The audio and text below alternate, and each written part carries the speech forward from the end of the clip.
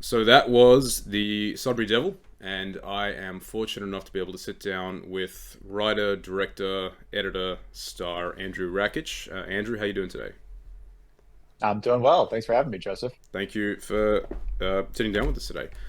We've just finished the Sudbury Devil, which is your first film as a solo director, and I think the first film, at least in recent memory, that's sort of captured a very under talked about and underappreciated time in American history, which is the period right after colonization when the US is really establishing itself. Why do you think that is not discussed widely within American culture, within the cultural space widely at all? Yeah, well, there's this kind of I don't know if you guys in Australia have kind of a comparable sort of thing as part of your kind of national story, but in the US, we've got Thanksgiving. It's our kind of like part of our big national myth. Is the Pilgrims, came and they were fleeing religious persecution, and and the Indians helped them, and it was all gravy, and they had a big meal, and it was great, and everybody was friends, um, and while it's not like staggeringly like off base. There was an alliance between the separatists, who later known as the Pilgrims, and the Wampanoag peoples when Plymouth Colony was first established. We don't really like to talk about that. About 50 years later, the next generation of both Puritan colonists and indigenous people in New England fought to the freaking death. Like the King Philip's War was in 1675 and 1676. It plays a big part in sort of the backstory of our characters of our film, and it was the bloodiest war per capita in American history. It saw the genocide of three Native American nations. Saw the a generations long sort of trauma that would haunt New England for generations. You could argue centuries. And we kind of like to conveniently, sort of, we don't like to talk about that. It's a bit of an inconvenient part of our history. But yeah, I mean, certainly inspired by the sort of obnoxiously politically charged horror films that I love. I wanted to sort of bring that to light, and in a way that sort of horror and satire are very similar in that way, in that they kind of let you talk about the uncomfortable thing. They let you talk about the unspoken thing um, in a way that's kind of indirect, and that um, you know, it's kind of in a bit of a court gesture type of way. It's sort of a hard truth, but there's kind of a bit of an edge of sort of allegory to it that makes it the chocolate that makes the pill goes down, I and definitely definitely a bitter felt pill that it going is. in. Yeah, Yeah, I definitely yeah. felt that going into the film, that there was a real effort to have it be not only very informative in regards to the people at the time and their attitudes and their opinions and their spirituality especially, but also entertaining the way it's going to interact with an audience. Do you feel like your experience as a YouTuber has colored your experience as a filmmaker in trying to balance the entertainment aspects and the informative aspects? And do you feel like you've achieved what you set out to, or do you feel like you're always on edge and you're always trying to calculate it on the fly? I mean, yeah, I'm definitely always on edge. My partner always, gives me shit because I can't relax. I'm just incapable of it. I'm always like working on something else. But yeah, I mean, I think it definitely, yeah, I think the YouTube works that I have done, which if members of your audience don't know, I mainly do kind of historical documentary stuff for YouTube, and that's kind of my very minor claim to fame, I guess. So, yeah, I mean, it definitely like. I think sort of I've naturally been kind of drawn to the sort of darker and less pleasant sort of aspects of history. I've definitely been drawn to, uncomfortable and violent and distressing sort of aspects of history. I don't really know why, but that's just kind of who I am. And there's quite a bit of that in American history, but I think it kind of, as I've kind of made documentary work about those interests over the years, I think it has made me a much more political filmmaker, frankly, because here in the United States there is a bit of a cultural battle over our history happening, where the folks who want to bury their head in the sand are really getting their heads way deep down in there, and and never want to learn about anything bad that ever happened to American history or some of the ramifications of that today. So I definitely think that that played a large aspect in how the Sudbury Devil kind of turned out. Because initially, this script a was not really about that. It was just kind of a fun folk horror, sort of surrealist, kind of comedic, uh, sort of thrill ride of shocks and scares. And and there was a little bit of that. Like there was always kind of the King Philip's War, the trauma aspect, and there was always sort of some of those themes of colonialism and patriarchy and all that kind of stuff. But it really kind of came through in further drafts, and I think that was very much, yeah, like you said, very much a thing that came about because of my documentary work and my YouTube stuff. That's very fascinating to hear that you didn't initially have the film pegged as a political and social commentary piece when it began, because it feels like the expressions of faith and the expressions of spirituality, especially as it relates to the Native American presence of the film, is very pronounced. Was there a point where you decided to make the film about that, or did that emerge from the project as you were working on it, as you were writing it? Walk us through the process of getting that from script to finished political piece.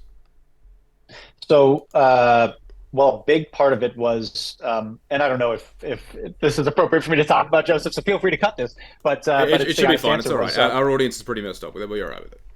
okay. Well, I took a whole bunch of acid Yeah, the at Dennis this Hopper place. School of Filmmaking. It's all good. We get it. It's the Dennis Hopper School of Filmmaking, and normally I'm not like, I'm not really a stoner. I'm very much, and I'm very disciplined as a filmmaker. I kind of consider myself a crafts person. Like I'm very hardworking. Like I'm not somebody who necessarily is just like, oh, I'll just like do a bunch of drugs and see that inspiration strikes. But it sometimes when you're having a good trip, that does tend to happen. It does tend to get the creative juices flowing. And so I took a whole bunch of acid on this place called Mackinac Island in Michigan in the United States, which is this um, was this political meeting spot for a lot of Great Lakes Indian nations, the Ojibwe most notably, and a few others. Um, and That later became like this important fur trading post that the French and then the British and that the Americans had. And there was a fort, and a couple of battles, it was very strategic at the time, right between Lake Huron and Lake Michigan, that's sort of back when the fur trade was going on. It was very, very important. So there's quite a few layers of kind of history to that place on this tiny little island. There's the indigenous landmarks, and sort of the natural landmarks that were kind of well known to indigenous people and the meeting places. There's the sort of remains of the colonial empires, in terms of the forts and the historic buildings. And then there's kind of the 20th and 21st century sort of tourist infrastructure. And while I was doing a whole bunch of acid on Mackinac Island and thinking just about the history of the place, uh, as is so often the case when you're on psychedelics, I had this wonderful, amazing experience in the woods on the very top of the island. It's a bit of a hill. It's called Turtle Island because that was the indigenous name because it's shaped kind of like a turtle's back. Sure. And on the top of the hill, beautiful, beautiful woods. And then I went back down to the kind of tourist trap main drag, and I couldn't help thinking to myself, what a fucking travesty. What a fucking trap. What happened to this fucking continent? What did we do to this fucking continent? This planet was a miracle, and we turned it into a strip mall. And not to and I do want to avoid falling into the kind of James Cameron Avatar. Indigenous people were beautiful and in perfect symbiosis with nature and could do no wrong, which is itself pretty icky and paternalistic. That's the name. It's paternalistic and just kind of shitty to, they were people. They were fucked up like the rest of us. Um, but yeah, but there was this very tangible aspect of what have we done?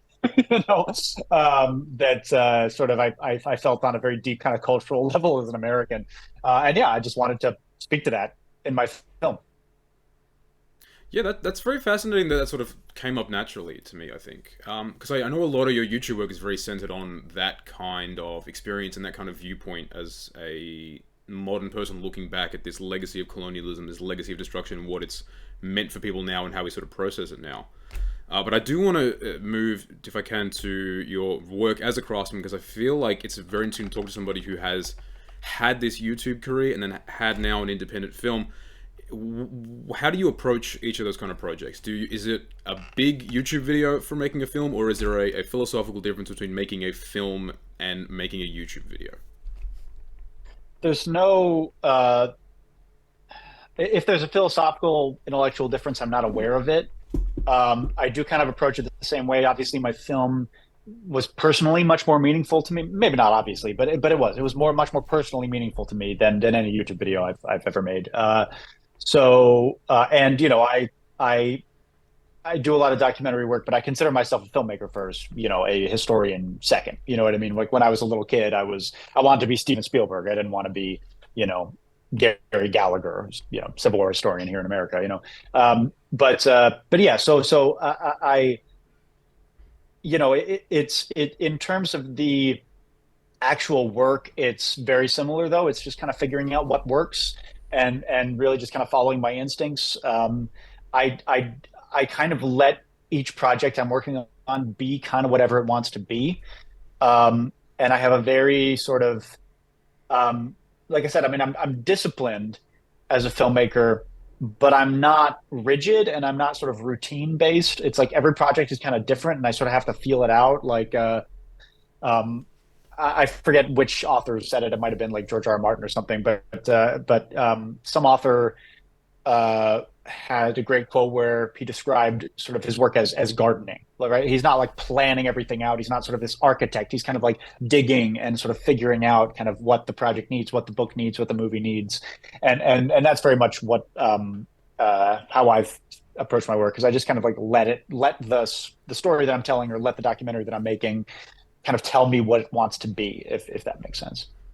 Yeah, that's a very fascinating perspective, especially considering the film. At least I felt when watching it is very considered. The production of the Sudbury Devil, I think, is something that's really going to stand out for people because it's very tight, it's very precise. There's not a lot of wasted movement, no wasted production value that goes anywhere. It's a couple of small sets, and it's a couple of tiny little details, and mostly woods. So talk about shooting this in the woods, just taking a bunch of people out, with cameras and with costumes and going into the woods and shooting a film there. Obviously, having to lock down the camera a lot because dollies aren't an option and movements aren't an option, which gives the film this very interesting, serene quality to it because it's all very nicely staged and nicely produced, and not a lot of laterality to the camera movement. Was that something Yeah, that you envisioned going in? Pretty clinical. Yeah. Yeah, was that something you envisioned going No. into it in the project, or you sort of had that develop on site where I can't move the camera, I've got to shoot like this? So no, actually, initially I wanted to film it like the Steven Soderbergh show, The Nick, which is a medical show. Have you seen it, I have, Joseph? yes, yes. Oh my God, it's so good. But it's what I love about The Nick is that it's set in 1899 New York City or something, Yeah. but it's filmed in this, cinema verite, faux documentary style. It's this it's handheld camera work. It's very fast and loose, and you don't really see. And normally, you have the Age of Innocence, Victorian costume dramas, and like it's like you said, it's very considered. It's very painterly, and I kind of initially wanted to avoid that, and make something much more kinetic and much more kind of documentary style. But there was a couple kind of issues with that. First, it's just my longtime cinematographer Eduardo Urueña, who it's just not his style. He just like didn't want to do it, and he's like we have made movies together for 10 years. Like he's my he's my other half, and so it was kind of like there was kind of a difference there. So there was kind of a compromise to be made, where he just saw it a different way, and eventually I kind of like acquiesced to him, but also sort of more practically, and I think maybe what sort of tipped me, to seeing his way of thinking was it's a low budget film. Doing a bunch of shaky handheld shots is not going to help, make this $25,000 movie look like a $500,000 movie. You know what I mean? It's like and there's a couple of little compromises like that we had to make just because of the budget. Like for example, I whenever you're making a low budget film, you are always just fighting to be sort of like to be sitting at the adults table. You know what I mean? Like you're always like fighting to hold people's attention because, I mean, we all do this, right? It's like it's not like, even though we love independent film as well, it's just kind of like if we put on a movie and we can tell it was made for 10, 25, $50,000, it's kind of like, do I really want to watch this? And that's an understandable thing. It's like you could be watching The Empire Strikes Back or whatever. You could be watching Spectacle. Um, and so you're always kind of fighting against that. And so we realized, this needs to kind of play into sort of period expectations in a way. If we want to like win that battle and like hold people's attention as a low budget film, we don't really have the luxury to like break the rules too much. That was especially true as well for the color correction. Where initially I sort of saw this as being a much more colorful film, because again, it kind of bugged me how a lot of period films are dour and drab and brown and gray. And I thought, why don't we have like bright colors in this film? And it's not historically inaccurate. Puritans obviously have this reputation as being very drab and dour. And that's true to an extent. But at the same time, they wore bright blues and bright greens. And, it wasn't that crazy for people to wear bright clothing. So yeah, that was initially kind of what we thought. But then we thought, what, it's not, we need to kind of like win people over. We need to give them an expectation of this is the kind of movie that you're going to watch. And what they want to watch is if they're our target audience, they want to watch a dour, gothic, cloudy, overcast, creepy New England gothic story, So we kind of went more the sort of Tim Burton Sleepy Hollow route with that. And it's interesting how sort of audience expectations can make you can necessitate kind of sacrificing historical accuracy as well, because the most difficult visual effects shot in this film was at the very beginning. The house that they're standing in front of in that the second scene is like, I'm as glad as I come and as any Christian man may be, where like the guys are meeting. The house where we were shooting at near Plymouth in Massachusetts, it was painted bright yellow, which was accurate for the time. Like people, painted their houses pretty brightly. It wasn't that crazy. People had paint. And in our time, especially, 50 years after the founding of these colonies, there would have been these settlements would have been quite involved. It wouldn't have just been these rough cabins, like Malik's The New World. It would have been proper infrastructure and towns and cities. And when I was showing the first cut of the film to friends who like didn't know that much about the history, they were like, "Why did you use a modern house?" And I had said that house is like, I mean, it's a little after our period. It's like it was built in like 1700 or something, That's and we're in still 1678. 300 years in antiquity at this point. That's of the period. Yeah, exactly. But Relatively, yeah. that's a period house, And they were like, "Really?" And what was tripping them up was the yellow, was it was just brightly colored, and they have an image in their minds of Puritan colonial houses being these ramshackle, earth tone things. So Blair, our wonderful visual effects artist, had to go in frame by frame and add a distressing to the house. Oh my god! And it took him weeks. It was brutal. That But sounds yeah, it was kind of one of terrific. those things where it's like, it was historically accurate, but like people were like, it was like a laugh. People were laughing, and it was like, well, that obviously can't be like that. You know what I mean? Yeah, as a question of time, it's quite interesting. It's fascinating to hear that kind of aspect on the period production of the film, because what's very pronounced is the accents, and I think very fantastically pronounced is Yep. the accents. So you go into it, you're expecting people to treat this with a certain level of severity. The accents, I don't think personally that they are goofy at all. I mean, some people might find the diction a bit sort of charming and a bit oafish at times, even, especially with some of the wilder characters here. But talk about getting those accents in the film. Are you writing this in period vernacular, or are you writing it and then translating it to period vernacular? How did the actors take to learning their lines in period vernacular? Was that a long process to get back and forth to work on that? No, not really. I mean, yeah, I wrote it. I've got a bit of like a weird. Um, I have a very strange kind of skill for writing 17th century English. It's kind of why I've always wanted to make a film set in this period. I discovered it in film school. Like my first feature screenplay I ever wrote was set in this time, and I was just like, wow, I'm pretty good at this. Just for whatever reason, I've just got an affinity for it. And Yeah, just imitating, the dialect of the time is just comes very naturally to me. And so yeah, the accents were definitely, we knew that going with historically accurate accents was the right artistic decision, but a terrible marketing one. Because it does limit, not everybody is going to have an ear for, people saying the font of corruption, it's just the font of corruption. It's something like, what the fuck?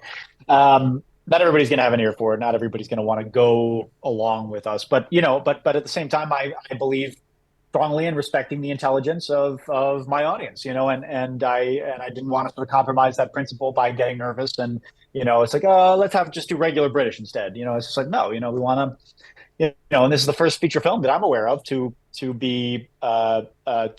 feature this accent, to feature a historically accurate 17th century English accent.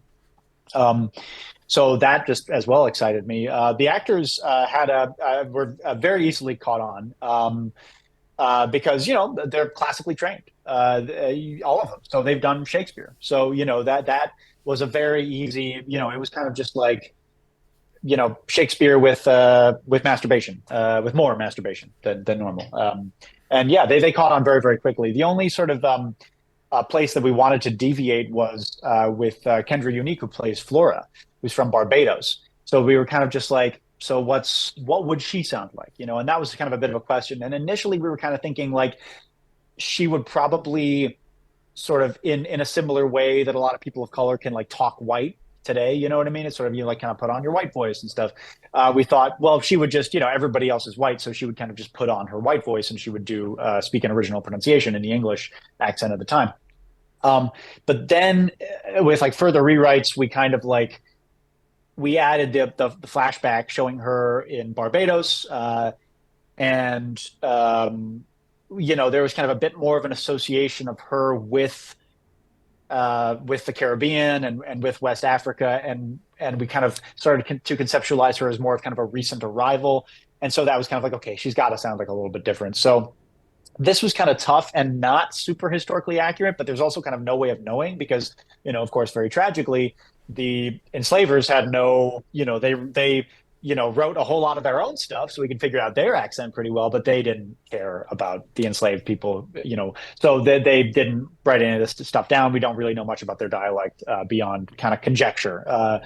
So yeah, we kind of had to sort of make it up, and we sort of took sort of Congolese. We worked with the dialogue coach who worked with Congolese accents and some Barbadian and Jamaican accents and OP, and sort of just Frankensteined it all together into kind of this like new accent that we developed for Kendra. So that was kind of the only thing that kind of like took some figuring. So it's a whole new accent construction is actually really quite dynamic in terms of filmmaking. It's quite impressive, to be Sure. honest. The only other thing I'd really like to touch on in terms of the acting is how the actors themselves sort of responded to the tone and the material of the film. I know that it's a very pronounced film in terms of both of its tonal footprint and its thematic ideas. Did they understand what was going on going into it, or was it more of an acting exercise for them? How in tune were they, you think, with the scripting and with the greater purpose of the film? I mean, I think they were very in tune because we were delayed for almost 2 years, for COVID. So like, um, we had that very, very long delay. We were going to shoot in May of 2020. That did not happen. So we shot in April of 2022. And so, these guys had a very long time to kind of stew with these characters. There were some sort of later arrivals to the cast because we had some people drop out just because, they were just in a different place in life and they couldn't do it anymore. But, like Benton, who plays John Fletcher, the main character, I mean, he had years to figure out who this guy was. And also, uh, many of these actors are people that I've known for a long time. A lot of them, the film school that I went to in North Carolina also had a acting school, a dance school, and a music school, and a design and production school. So, a lot of my friends are people of many different artistic disciplines, and so a lot of those people were folks from school who I knew and who, again, I've been making movies with forever. And So because we had a rapport already, because we were really good friends, it was pretty easy to kind of like fall back into that. And because they know me very well, they kind of know my sensibilities and have a sort of better idea of kind of what I want. But I mean, yeah, no, most of these actors didn't require basically any direction. Yeah, I mean, and that's and any other independent filmmakers, who maybe are in attendance at the screening or watching this, on YouTube later or something, if you want your backyard blood-soaked horror movie to be elevated, cast Shakespearean actors and people who can cry on command because like yeah, I mean that is kind of what makes this movie not schlocky, right? Is that like the performances are just completely sincere, right? There's No, just the no performances there are isn't a weak incredibly link in the sincere. bunch. Yeah. Yeah, no, the Yeah, yeah. performances being so sincere, I think, is initially quite disarming because it feels like there's a long time leading up to what feels like the meat of the film. But the meat of the film is not the genre material. I found the meat of the film is more of the subtextual matter. And Yeah. speaking in a broader context, wrapping things up, speaking in a broader context, so many countries now are going through that sort of inflectionary moment in terms of their colonial past. Australia is at the moment. We've got some things stirring up politically. America definitely is at the moment. The United States is awash with that kind of stuff. Do you feel like the film is not quite encompassing that kind of discussion, but like decolonizing the narrative in a way that could be useful for future generations?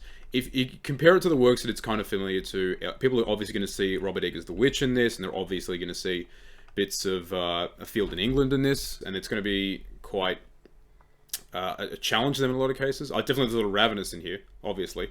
Do you think people are going to be able to take this as sort of the next step in this kind of cinema where we were actively talking about how the notions of spirituality and of the paranormal especially, because the American Woods is awash with paranormal entities that people hold this very very sacred form of folklore.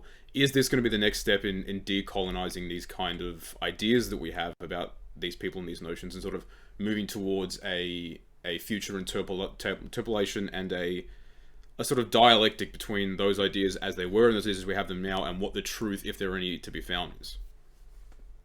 Yeah, I mean, I think I think this film is very much kind of its moment, if that makes sense. Like, I do think this is a very 2023 film.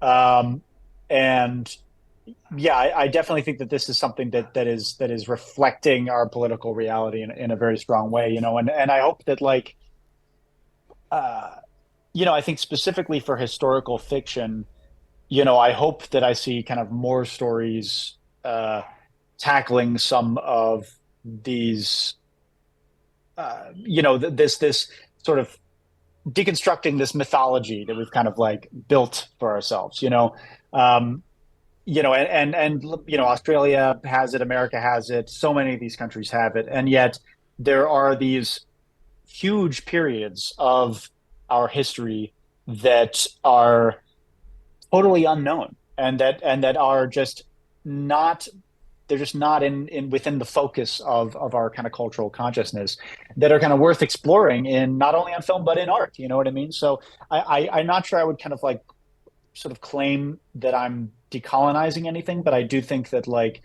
I'm I am sort of shedding light on and kind of opening a door into just like, if you kind of, just to say, opening a door into this history and saying, like, if you kind of liked the general sort of theme of this, if like the spirit of this film kind of resonated with you, there's a whole lot of shit, you know what I mean? Like in our history and about this time period and other time periods like it, dealing with similar issues of colonialism and exploitation and imperialism that that is worth exploring, right? And that is worth learning from. Like history isn't this kind of dusty old story of a bunch of white guys in powdered wigs. It's people just like you and me who were noble and heroic and ahead of their time and not ahead of their time and fucked up and flawed and bigoted, and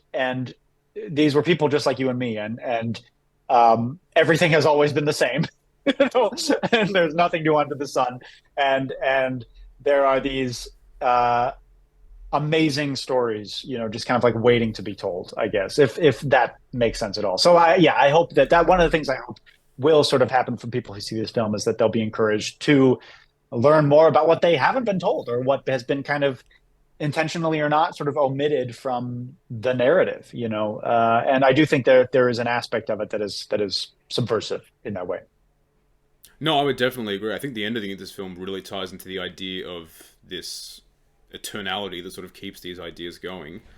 But that's pretty much all the questions I have. Thank you so much for sitting down with us. We're showing the film today on the 13th September. It premiered last week on the 9th of September, Hmm. at the Satanic Temple in Massachusetts, I believe. And you've got a couple of Yeah, in screenings Salem, coming up. Massachusetts. Yeah, you've got a couple of Yeah, screenings yeah, coming up yeah, going on. Yeah. Is that yeah. A the couple. idea? The Yeah, film's coming online and it's going to be in a couple of roadshow locations? yeah, a couple of roadshow locations, and then and then streaming. Hopefully sooner rather than later. We're still talking to people and entertaining offers and stuff. But yeah. All right, well, fantastic. Thank you so much, Andrew, for sitting down with me. That was the Sudbury Devil. Oh, This is Andrew Rakich, writer, director, filmmaker, star, actor, producer. A lot of titles here. Can't really a put lot them of all stuff. Yeah, exactly, yeah, but yeah, thank exactly. you so much Yeah, for sitting yeah. down with us. Absolutely. Yeah. I mean, well, thank you, Joseph, for showing the film, and yeah, thank you everybody for coming.